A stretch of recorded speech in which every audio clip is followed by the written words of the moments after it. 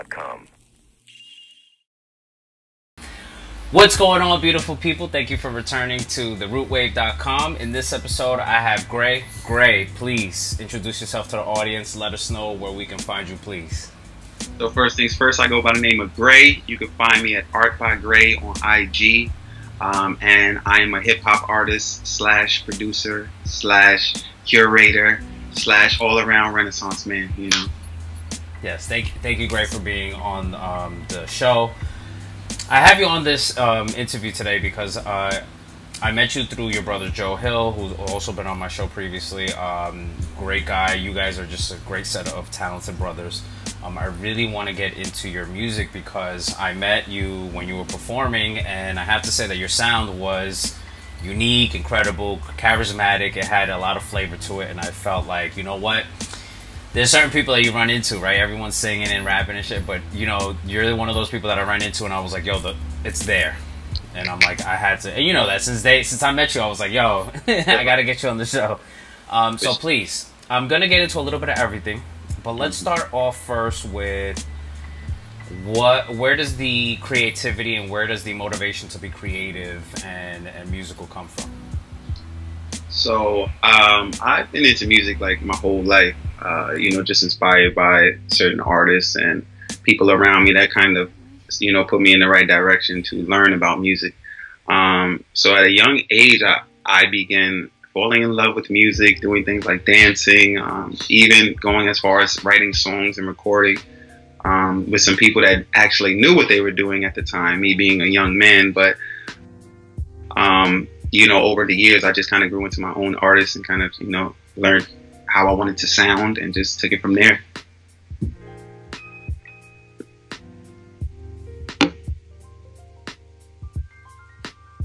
My bad.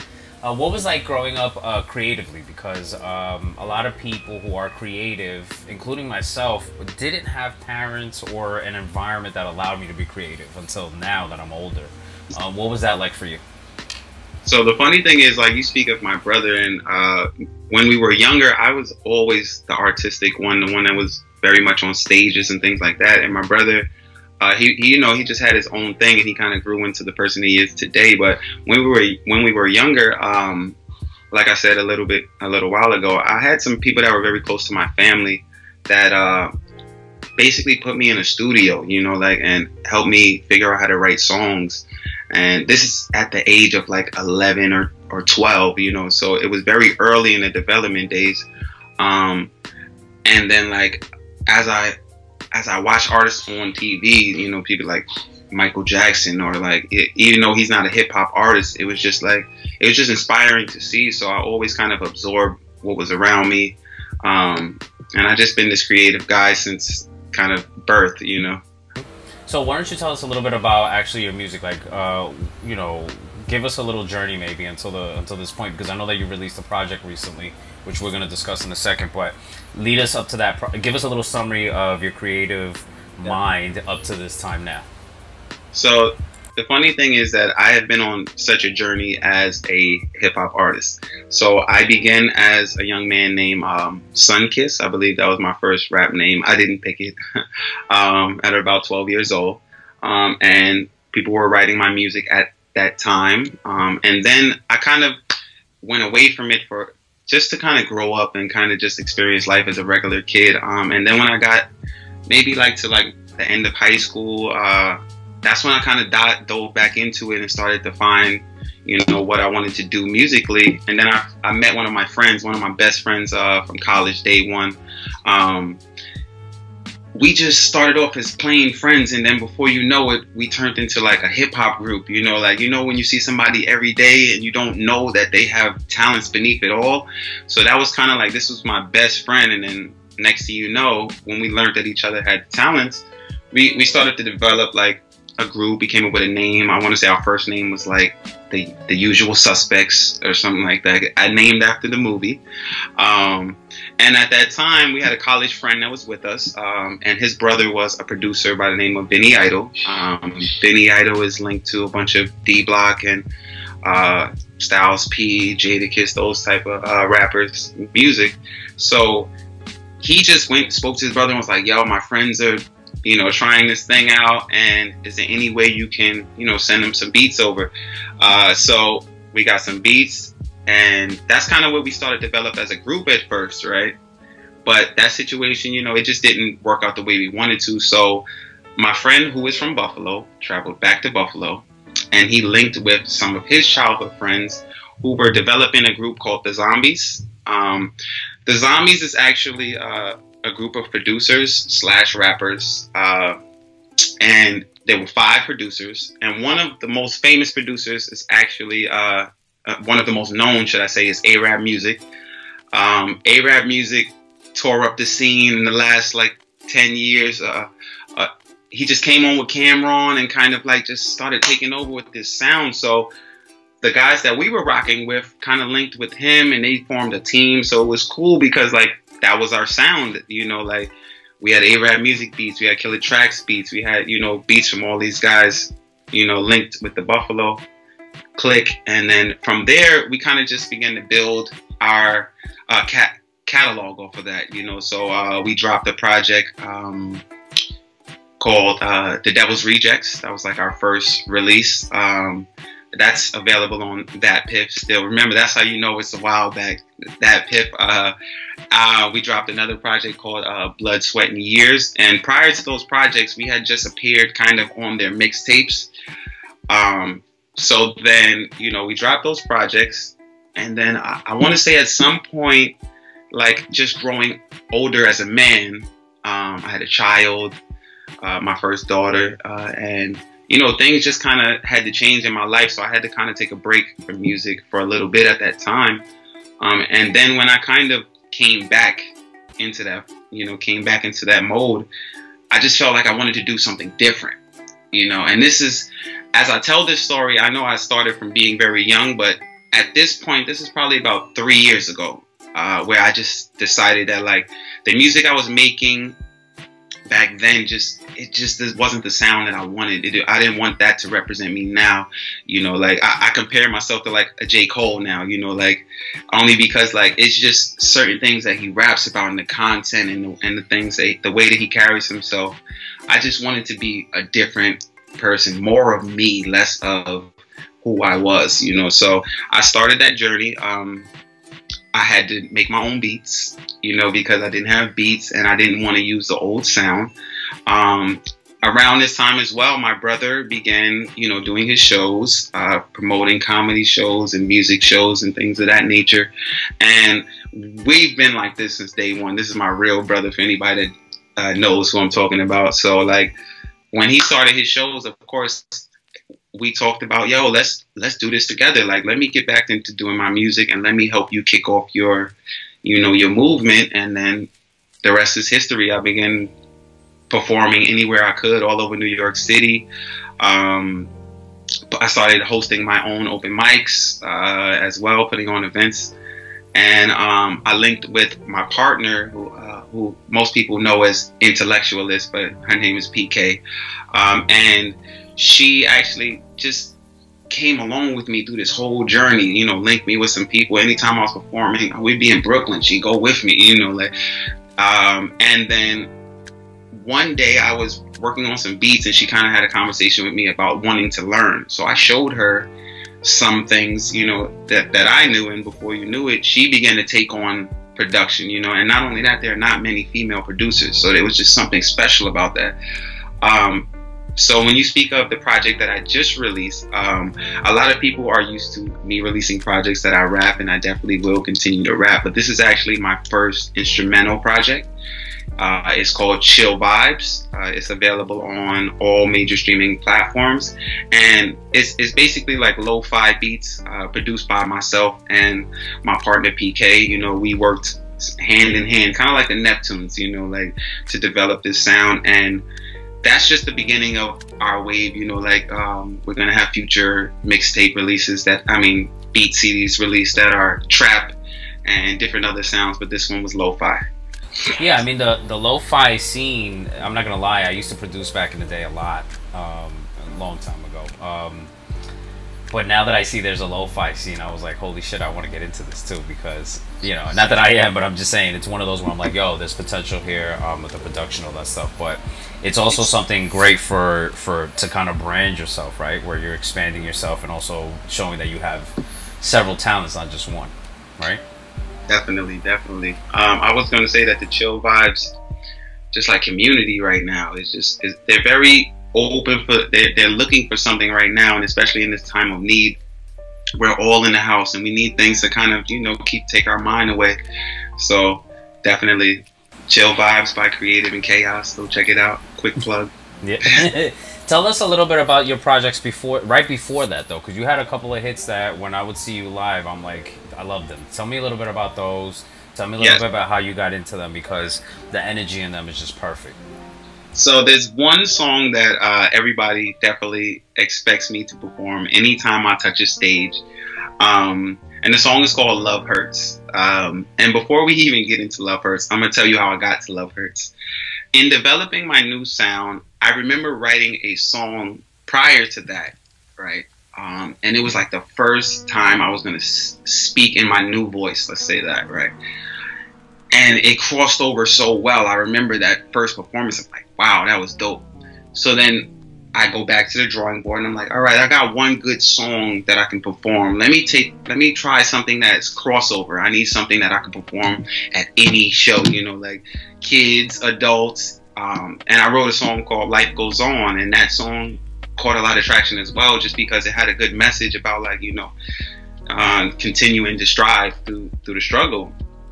And while all of this was going on, I was going through a real life situation. I'm not even going to dive into it, but I was just going through something personally, right? And I decided to write a song about it. And I knew that, like, from day one, I was like, as I was writing, and I was like, this is going to be a very controversial song, because you're speaking on things that are very sensitive, you know, like having children with someone, and, you know, relationship problems, and the good, the bad, the ugly of it. So, like, I began writing this song, and I remember getting to a point of feeling like this might be a little over the top, you know what I'm saying? So I remember the first night I tried this specific song, okay? And there's a video of it. My brother had a show. He books me, I do all the songs, and I get to this song, Love Hurts, okay? And I dropped the song without speaking to him about it. I dropped the song without telling anybody it's coming. And in the middle of the song, like, I get about 8 to 10 bars in, I don't even make it to the chorus. They're going so crazy that they stop the record. My brother's like, hold up. You gotta stop that over. You gotta bring that back. Right? Yeah, I can see him doing that. And I kid you not, like, the record just hits everywhere, because it's such a relatable moment for, like, everybody that has been in some type of relationship or in some type of love situation. You know, it doesn't always go as planned. And I feel like that song is just a great interpretation of that moment. So, it's actually my most requested song. It's actually a song I have never released. Let me explain this as well. It's almost like a myth, but I have been working on, like, a debut album, and I've been saving that gem for that project. Yes, well, Love will be coming. Yeah, it's gonna rock. And I remember from the first time, like, I can't wait for this to come out on the radio. A lot of what I do is I work with people to try to motivate and inspire them to actually get, you know, things done, sort of like what you did, right? And a lot of what I come across is things have to happen in their lives in order for them to actually make that move. And you did bring up the fact that this was based on personal anecdotes. I don't need you to go into the specifics, but I would like you to just discuss real quick now, right now, looking at that time. Because I went through the same shit 3 years ago. You know what I mean? Like, it's kind of the same thing, kind of the same story. Even your brother, like, everyone that I interview, notice everyone in the last 3 or 4 years are doing something. But tell me now, from now, your perspective now, looking at it back, how valuable was that lesson? You know what? Like, that song was a huge release for me. I think that, like, I needed a voice at that time. I needed to be heard, and it was definitely, like, one of those moments of, like, feeling like I'm getting something off my chest. I do think that like you said, this is years in the making. So looking back on the song, I still have to sing the song to this day. And I'm at a different place. I've reflected on the situation. I've resolved that situation as well. I moved forward.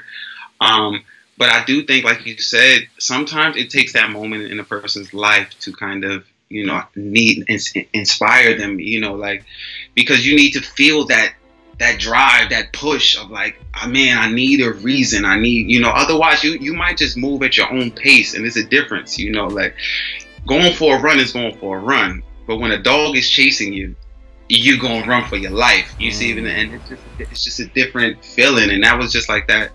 That was that moment, definitely. Like, no, I mean, well, that's a great example, because those things happen, and then it causes people to do great shit. Like, if I didn't go through that stuff, I wouldn't be here right now talking to you. I mean, Kanye had broken jaw. Right. Like, there's been many stories of people going through a lot, and sometimes those make them that much stronger. Yeah, I'm actually looking forward to. I mean, we're in bad times right now, but I can only imagine what's gonna come out of this. You know what I mean? Like, people, like they say, flowers grow out of shit type, something like that, like fertilizer or whatever. But yeah, it's that kind of feel where it's like, yo, it's something great is going to happen. The other thing that I want to discuss, because it's relatable to everything that I work on, I believe highly, especially the people that I work with that deal with businesses, their own businesses or their own projects. They're all looking like, how do I make this, like, how do I make everybody love this and like this and everything? And I think one thing that you hit on, that's why the song is banging, even though you haven't released it yet, is that it's genuine, right? So it's a genuine product. Let's talk about business, right? It's a genuine product with genuine intentions, put together properly with genuine intellect of, let me have something general, but that'll also pop based off of something real. Point being, everything was good intentioned and real the whole way until that song came out, and then you're still building upon it, and you might still build upon it once you release it, right? So I feel like that's a home run in itself, and I commend you for that, because a lot of people that are going to watch this are going to say, I get that now, right? Because everybody's trying too hard rather than actually working smarter, not harder. You know what's funny too? Like, to say that even saying that the song is unreleased is funny to me, because like, you're bringing it up now. I have people that come up to me quoting lines, and I'm just like, how do you even know the words to a song that is not out there in the world? So that's how I kind of knew that I had something right, So to anybody out there, definitely, like, real experiences, they mold you. They give you the real grit, the real reason for people to kind of connect with you, for real. There might be somebody going through that same situation, Now, you're saying that I can't get that song in any platform yet, right? Not yet. Okay, no. But you're going to send me a little snippet so I can put it on the video, right? All right. Because, everybody's going to be like, yo, we got to hear that song. And I'm like, yo, you deserve to hear that song. The other thing that I want to discuss real quick, just tell me a little bit about where do you see music at compared to when you were growing up to now to then later? What are your thoughts on that? So I am like a music connoisseur. I literally have like the craziest music memory. So when I am a good person for this question, and like music, I watched it grow from like something where like it was very like basic at first. You know what I'm saying? Some of our earliest like rappers and the guys that, the Curtis Blows and, those guys, that first real era, they were a little more simplistic with the words, right? But they definitely put more into like, this is what we do. We have a certain content that we pushing, and we're trying to grow this from nothing. You know what I'm saying? I want to say when we hit about like the 90s, maybe like early 90s, you kind of get those rap starts to get better. Like the guy, like the actual artist, and it's just like, wow, like. And then at some point, I feel like we reach a place of, and I'm going to drop some names at that point. I want to say, I'm talking about when we get to like Diggable Planets, Black Sheep, like when we get around there, that's when we start to get like, oh, these guys can rap better than the guys before them. And then I feel like when we hit this next phase, not only do we get some of the best rappers, but the money starts to, kind of join the pack at this point. And I feel like when we get to that midsection, this might be the like that best time in hip hop for me. And I'm speaking on hip hop because we're in between Pun, Nas, you know, then we get the G Unit, we're getting Dipset, we're getting, you know, when we get to like that cluster right there, I feel like that's like when we had the best music, or should I say the most talented artists. Let's use that word, because it was competition for sport back then. You know, like the guys that I just named, imagine them being in the same room trying to rap against each other. It will get real serious, and we would really have arguments over who is better. And I just feel like as time has kind of progressed, that has been lost. You know, like as we get closer, it's not so much for sport. It's kind of like a popularity contest at sometimes, you know, like, and like, I kid you not, like, I'll give you a prime example. I'm gonna use 6ix9ine as the best example possible, right? Because when he first arrived, I could not stand this kid. He had no content. He had no, you know, he's just crazy.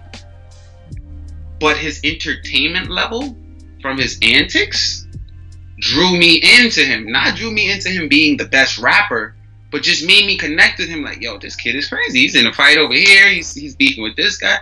And like, that entertainment is what sells his records more than his bars.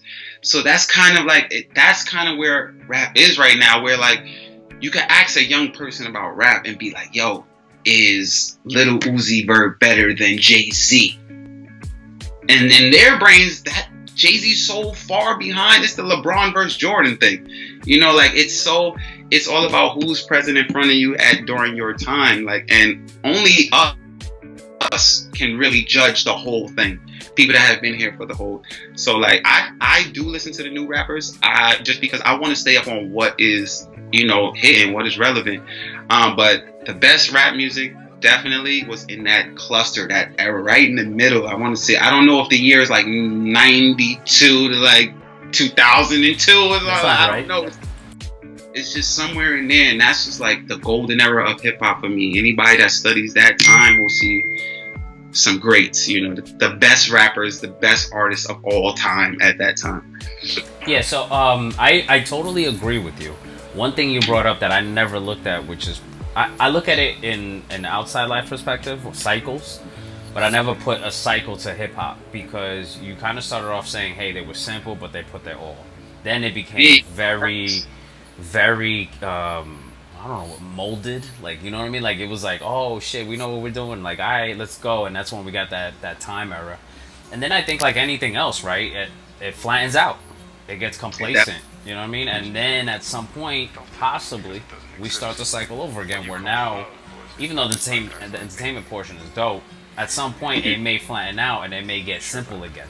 You know what I mean? And then simple will lead to something else, and it'll just grow from there.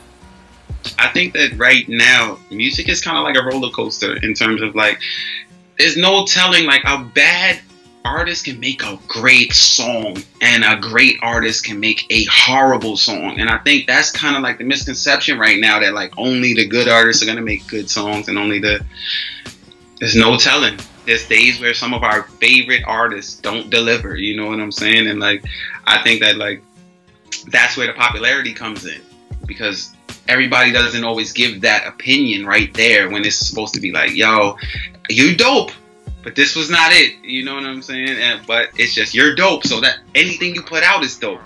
And I think that's one of our biggest problems right now. Like, yeah, no, I agree 100%. Tell me a little bit about what has been. Let's talk about right now, because before things change like every 6 months now. So what currently are you feeling are your strengths and possibly your weaknesses right now when it comes to your music career, and what you would need to actually keep growing? I think my creativity and my performance is my strength. Just in terms of like, I'm able to do a show at any time in any audience, you know, like I can collaborate with any artist and I'm open to it, you know, like I listen to all types of different type of music, so I'm not really so, you know, tunnel vision with my sound. I do think, and I want to say this to the people who watch, like for real, that like the thing that I could do better now and could have done better in the past is the business. All right, and like I say this because when you look at like some of the most creative people, there's somebody that's not as creative as them but has a better business, right? And like that's something that you have to be very consistent with in terms of like planning things, promoting things, you know, like reaching out and getting other resources, you know, from people to help you, making sure all your paperwork is legitimate, making sure that your stuff is copyrighted, making sure, you know, like I'm really proud of our new project, for example, because I knew I had crossed all my T's and dotted my I's, you know, so that if somebody tried to play this song on YouTube, TikTok, Facebook, IG, I get those streams, okay? And I never felt more confident about that situation than now because I've learned from the past, you know, and I've put out free projects. I've done free shows, you know what I'm saying? And definitely, like, I want to say to every artist, don't turn down the free shows. Don't lean away from putting out free projects, because that is how you get to your paid situations. Believe it or not, you might do 10, 20 free shows to get a paid show. And like, especially when you coming from the ground up, you know, everybody just doesn't have the same, you know, access. So like, definitely handle your business. And if you don't know how to handle your business, reach out to somebody who can. Like, look it up. I did right now during this quarantine time. Research. Like, there is nothing better than your research. You can look up anything to figure out how to turn into an astronaut right now, but it's there for us if you're willing to go searching. Yeah, no, you brought up a good point, because I deal with a lot of clients that are super creative, but they're stuck because the creativity is not matching with the business. And then they fall short, and then what happens is they start going on a money hunger, right? So that everything is like nickel and diming people, to when it's like they don't really know you yet, so why would they give you money? You know what I mean? So it's like, yeah, there's a lot of what I call sweat equity. And you're right, 100%, you know, reach out to people that actually know what they're talking about. It's all right. You know, there's a lot of people out here that'll talk to you for free, you know, including myself. So there's a lot of us that know what we're doing, and we know that we're not trying to, like, you know, charge people to death. We just want people to actually progress, because I work with clients sometimes that I don't even charge, because I know that in 3 months they're gonna have it.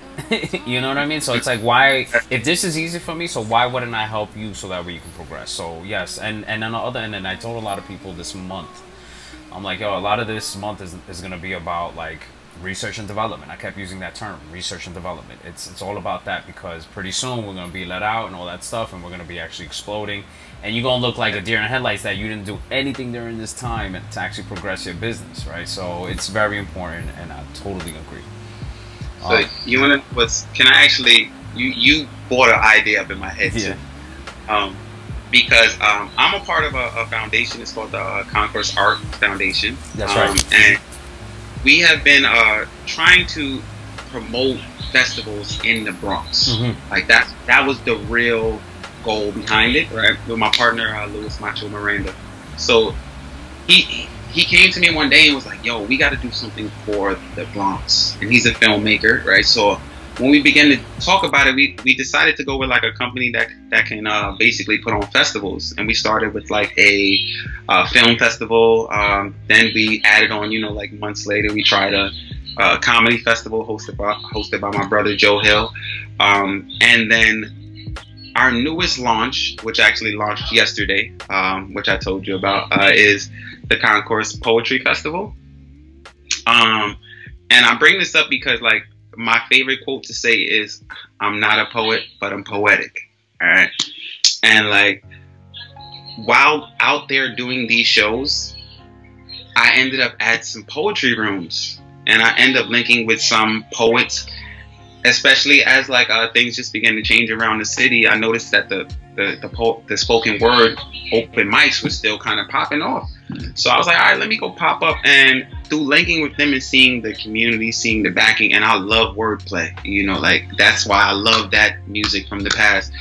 I decided to, you know, start that branch, the poetry branch, of the Concourse Arts Festival, for artists to be able to just have a space to come in and, you know, spit or share their works of art, right? So yesterday was our first actual show in which we did online, and we had a great turnout. There were some amazing poets, and I think that, like, I bring this up specifically because I'm not a poet, right? But I'm that guy that's willing to lay it down so that the poets can walk across my back to get to their platform. And, like, I think that, like, the real G's, the real artistic people of the world that, like, really good people at heart want to share our talents. You know, like, we want to put people in a position to learn from us so that, like, I won't be rapping forever, you know, like, and one day it's going to be somebody that I've worked with, hopefully, that's going to be next. And, like, that's the same thing, like, with the poetry festival. Like, not my lane, but I saw the need, you know, and I wanted to provide that platform, and I had that, you know, I had the opportunity. So that's what happened, you know. I commend you for, hey. Yeah, I commend you for that, because a lot of people are very selfish and they won't do that. I'm in the same space. I love creativity. Unfortunately, I'm still developing a lot of it, but, you know, I created this because I was like, yo, we need to give credit to the creatives, you know what I mean? Especially once I started getting creative, I also noticed that people were abusing creatives. So I also felt like the abuse came from the lack of structure in the creative community. So I felt like a lot of what this is actually just trying to school people and let them know. I know a lot of people are going to see this right now and say, yo, I got schooled right now. I got to take care of my business. There's the people out there actually, you know, that know what they're doing, and et cetera, et cetera, et cetera. It's a world, it's a good world out there because there's a lot of opportunity right now. Before we go, because I'm not going to keep you any longer, but before we go, just tell us a little bit about what's coming next for you. Anything coming up or anything we should look out for, and then also if you could just give us maybe like a little send-off, something motivational to whoever's listening or watching, that way they can feel like confident enough to actually get up and get some things done for themselves, please. So once again, I go by the name of Gray. You can find me at Art by Gray. I have a project on all streaming platforms called Chill Vibes. Artist name Creative in Chaos. I'm definitely going to be continuing to host the Concourse Poetry Festival every Thursday. It's called the Wordplay Cafe, and if you go to Concourse Poetry Fest on Facebook, we live stream the show as well, and we collect donations and we give them to our performers. In the future, you're going to see me release more music. I got more beat tapes on the way. My official album will definitely drop with Love Hurts.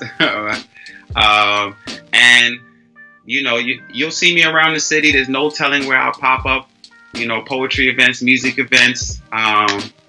And, you know, this is great. And lastly, I want to say to anybody that's watching at home, like, believe in yourself, right? And I want to start off with that sentence of, like, what I mean by believe in yourself is that, like, I don't want you to ever think that, like, something is impossible. I want you to think about, like, what you really want to do, and I want you to put the work in to make it to a place where you feel confident about it, because a lot of people say that they want to do something, but are they really, you know, willing to put in that time and that work? And believing in yourself, you have to believe in yourself before anybody else is going to believe in you. Believe in yourself from day one, all right? Go hard with it. And even when people try to go against what you think is right, if it's the best thing for you, go hard at it, okay? And do your research. That's the last thing I want to say, okay? Because you cannot do everything on your own, and you definitely should look for people to help you, okay? I'm one of those guys that think I could do it all on my own, and even I had to learn. So definitely go out there, find the resources that you need, and connect with people that you need to, and this is great. Thank you, Gray. I really appreciate your time. That was amazing. I really appreciate that. I wish we could keep going, but, you know, we'll be here all night. But I really appreciate you. I hope to the audience, please check out Gray. I'm going to put all the information on the comments section and the tags, all that good stuff. That way you can check him out. I can't wait for Love Hurts, which I'm going to play a little bit just so that people know what we're talking about. But yeah, Gray, thank you so much. I really appreciate it. And to my audience, thank you so much for joining us. Check us out at therootwave.com. Consulting services and our interviews, right? Through podcast, YouTube, all streaming platforms. Hit us up. Therootwave.com. Thank you, Greg. Appreciate you. Thank you so much. Peace, Have a good one. Yeah. Later. Yeah. Ooh, at least she better than the last one. The crazy girl be trying to pull a fast one. I stole her, yeah, I took her from the last one. We even had a daughter, then she went back to the last one. Love hurts like a bad cut, like the cops busted and you just backed up, like your heart was broken and you got stabbed up. You traded in a good thing for some bad luck. Ooh,